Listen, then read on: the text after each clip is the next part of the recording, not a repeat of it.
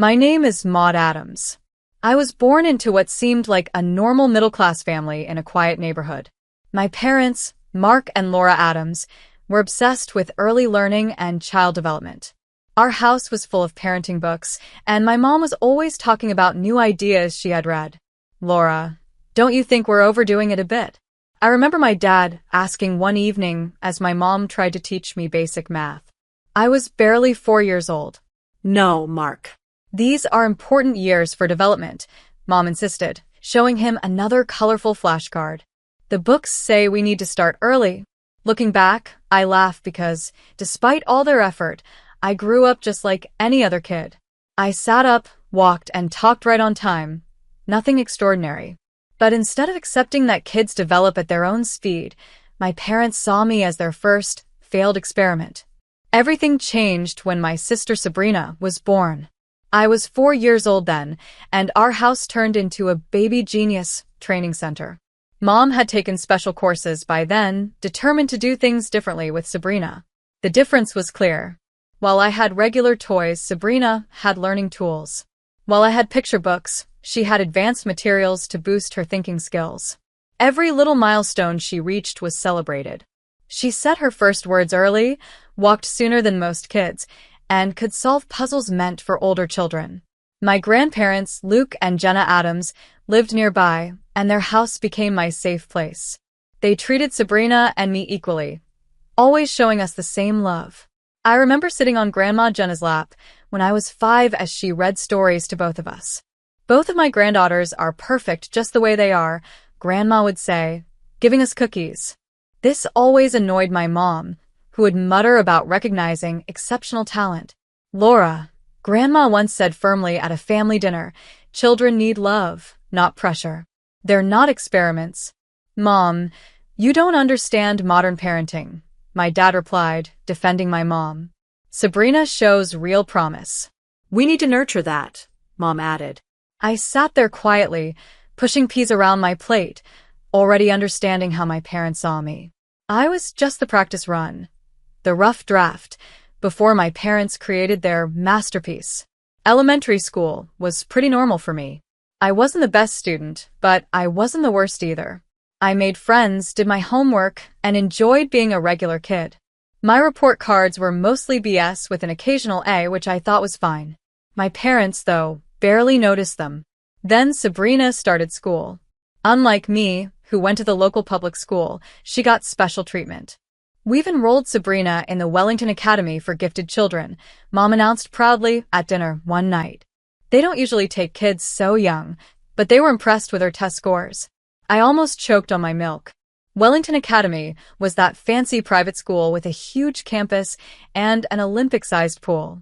It cost more to go there than to buy a car. The spending didn't stop at tuition.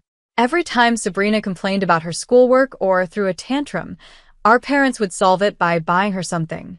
I don't want to do math today, Sabrina would whine. It's too hard. Tell you what, sweetie, Mom would say. If you finish your homework, we'll go to the toy store and get that new dollhouse you wanted. Sabrina quickly learned how to play this game. Soon, every little thing she did came with a reward. If I get an A on this test, can I have a new iPad? I'll do extra credit if you buy me those designer shoes. Meanwhile, I sat alone at the kitchen table, quietly doing my homework. No rewards, no special attention. Once, I got the highest score in my class on a science project. I built a solar system model and worked on it for weeks. When I showed it to Mom, she just nodded and said, "That's nice, honey." Oh, did you hear? Sabrina got into the advanced mathematics program. The final straw came when I was 14. I had just finished decorating my bedroom, the bigger of the 3 kids' rooms, with posters of my favorite bands and photos of me with my friends. It wasn't fancy, but it was my space, my sanctuary. One evening, Sabrina stomped into the living room where our parents were watching TV. "I want Maud's room," she demanded, hands on her hips. "Mine is too small for all my stuff, and I need more space for my study area." I looked up from my book, sure my parents would shut down this ridiculous request. But instead, Mom and Dad exchanged glances. "You know, that makes sense," Dad said. "Sabrina does have more equipment and educational materials." What? No, I protested. That's my room. I've had it since I was little. But they didn't listen. The very next day, while I was at school, they moved all my things into Sabrina's smaller room. When I got home, I found Sabrina already settled in my old room, her expensive desk sitting where my bed used to be. This is so unfair, I shouted, tears streaming down my face. Life isn't fair, Maud, Mom said, brushing me off. Your sister needs the space, more than you do. Don't be selfish. I slammed the door to my new, smaller room and threw myself onto the bed, which barely fit in the tiny space. That night, staring at the unfamiliar ceiling, I realized something. In this house, I would always come second. When high school graduation was coming up, I spent months researching colleges, writing applications, and dreaming about my future. My grades were decent, and I had good extracurriculars. I wasn't aiming for Harvard or Yale, but I had my heart set on solid state universities with strong business programs. Then came that family dinner. Grandma and Grandpa were over for Mom's Thursday roast, and we were all sitting around the table. Sabrina was bragging about her latest academic achievement, and Mom and Dad were glowing with pride. So, Maud, Grandma Eleanor said with a warm smile, tell us about your college plans. Where are you thinking of applying? I sat up straighter, excited to finally talk about my future. Well, I've been looking at State University's business program. They have. Oh, about that, Mom interrupted, putting down her fork with a loud clink. Your father and I need to talk to you about college. She paused dramatically. We won't be able to help with your tuition. We need to save all our resources for Sabrina's education. She has a real chance at getting into the Ivy League, and that's going to be expensive. I stared at her in shock. You can't be serious. Grandpa Luke said, his fork dropping onto his plate. What about Maud's future? Mom sighed like she was explaining something simple to a child. Look, she began. We have to be realistic here, Mom said, her tone cold. Sabrina is gifted. She has real potential. Maud is ordinary. She can get a job right out of high school, or maybe take some community college classes, if she saves up. How dare you? Grandma's voice trembled with anger. How can you dismiss your own daughter like this? Oh, please, Dad said sharply, his face tightening. Let's not pretend. Maud's never shown any exceptional abilities. Higher education would be wasted on her. We're just being practical. I couldn't take it anymore. It felt like the walls were closing in on me. I pushed my chair back and ran from the table, tears streaming down my face. Behind me, I could still hear the argument, my parents' so-called logic clashing with my grandparents' outrage. About 20 minutes later, there was a soft knock on my door. Maud, sweetheart, can I come in? It was Grandma Eleanor. I didn't answer, but she came in anyway. She sat on the edge of my bed and gently rubbed circles on my back, just like she used to when I was little. Your grandfather and I have made a decision, she said softly. We're going to pay for your college education. All of it. I turned to her, wiping my eyes. What? But that's too much money. Nonsense, she said with a kind smile, brushing the hair from my tear-streaked face. You deserve an education just as much as anyone else. More, actually, because you've worked hard for it without any support. For the first time that evening, I smiled. In that moment, something changed inside me. I realized I didn't need my parents' approval anymore. I had people who believed in me, and for the first time, I was starting to believe in myself. College life was a fresh start. Away from my parents' constant comparisons and criticism, I thrived. The business program felt like the perfect fit. My professors praised my analytical thinking, and I discovered a talent for understanding market trends and investment strategies. Every weekend, I called Grandma and Grandpa to share updates about school. I hadn't spoken to my parents since leaving for college, and they hadn't reached out either. Honestly, that made things easier. The only news I heard about them came from my grandparents. One evening, during one of our calls, Grandma sounded worried. You won't believe what's happening with Sabrina, she said, her voice heavy. You know she got into graduate by Hilton Princeton, and your parents wouldn't stop bragging about it. But once she got there, away from your parents constantly hovering, She completely stopped caring about school. I listened as Grandma told me about Sabrina's dramatic fall from grace. My perfect sister had discovered parties, boys, and the freedom to do whatever she wanted. Her carefully crafted image as the family genius fell apart in just a few weeks. "Your mother called me in tears yesterday," Grandma said. "The dean's office sent them a warning letter. Sabrina is barely going to class, and when she does, she's either late or hungover." "What are Mom and Dad doing about it?" I asked. "Oh, they're desperate," Grandma replied. "They've tried everything, threatening to cut her allowance, promising her a new car if she improves her grades, even flying out to graduate by Hilton Princeton to talk to her. But Sabrina just laughs it off." The irony wasn't lost on me. After years of giving Sabrina everything she wanted, my parents had created someone who didn't know how to handle responsibility. A month later, Grandma called with an update. "Well, it finally happened," she said. "Sabrina got kicked out of graduate by Hilton Princeton. She failed almost all her classes and had too many disciplinary issues to count." I could hardly believe it. The golden child, the genius, the one who was supposed to bring glory to the family name, was kicked out of college after just 1 year. "She's moved back home," Grandma added. "Your parents are in shock. They keep saying there must be some mistake, that the university didn't understand Sabrina's special needs as a gifted student." Over the next few months, during my regular calls with my grandparents, I learned that Sabrina had settled into a routine of doing nothing. She slept until noon, went out with a different guy every night, and treated our parents' house like a hotel. "Your father tried to get her to at least look for a job," Grandpa told me one day. She told him that work was beneath someone of her intelligence. I felt a mix of emotions, vindicated and pleased, but also relieved that I had escaped their suffocating expectations and found my own path. After I graduated, I landed a job as a junior investment analyst at Meridian Financial, one of the top firms in my hometown. Grandma and Grandpa insisted I stay with them until I got on my feet, and I gratefully accepted. The unexpected reunion with my parents happened one Monday morning at Marshall's grocery. I was comparing prices on organic tomatoes when I heard a familiar voice. "Maud? Is that really you?" I turned to see my parents standing there. They looked older than I remembered. Mom was clutching her shopping cart like it was holding her up. "We've missed you so much," Dad said, his voice unusually soft.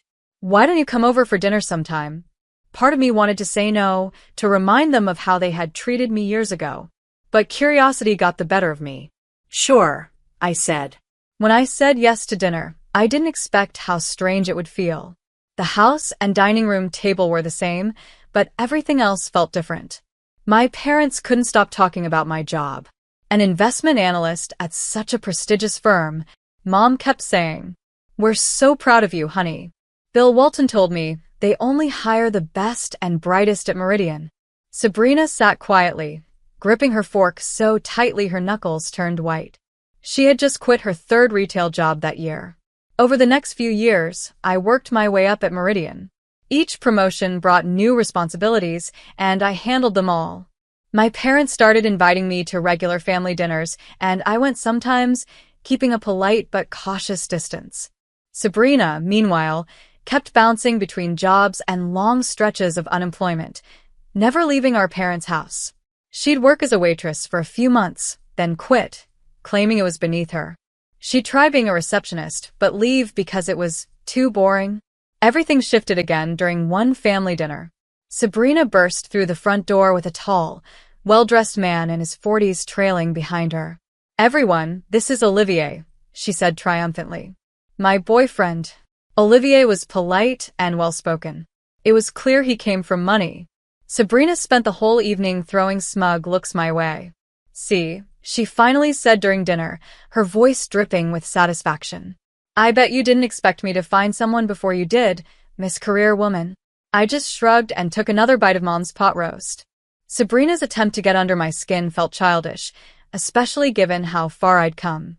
My parents, however, were completely charmed by Olivier. They hung on his every word about his family's real estate empire and his fancy education. When Olivier left, promising to take Sabrina to an expensive restaurant the following weekend, Mom pulled me aside. "Isn't it wonderful?" she whispered excitedly.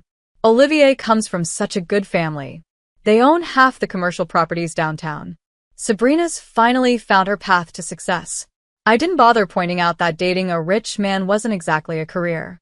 Some things never change. The turning point in my career at Meridian came when I spotted a huge error in one of our major investment portfolios. The senior analysts had missed a pattern of high-risk investments that could have cost our clients millions. I stayed up 4 nights in a row analyzing data and preparing a detailed report. At an emergency meeting I called, our CEO, Mr. Felix, looked at me with genuine admiration. "Miss Adams, this is remarkable," he said. "How did you catch this?" "I noticed inconsistencies in the risk assessment models," I explained.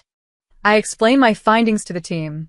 "If we move these investments now, we can not only avoid losses but also increase returns by 9%. My strategy worked even better than I expected. Within 7 months, the restructured portfolio showed a 12% increase in returns. Clients were thrilled, and Meridian's reputation soared. Building on that success, I developed a new investment algorithm to spot opportunities in emerging markets before our competitors. Then came the day that changed everything. I was called into the boardroom, expecting a regular meeting. "Maud," Mr. Felix began, "we're creating a new position, investment director. We want you to fill it." I almost dropped my coffee cup. Investment director?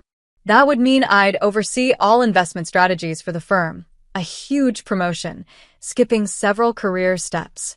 The first people I called were Grandma and Grandpa. They were overjoyed and so proud of me. At our next family dinner, I shared the news with my parents. To my surprise, they were genuinely excited. "This calls for a celebration," Mom declared. "I was thinking of reserving a private room at La Foresteria," I said, mentioning an upscale downtown restaurant. "I could invite the whole family."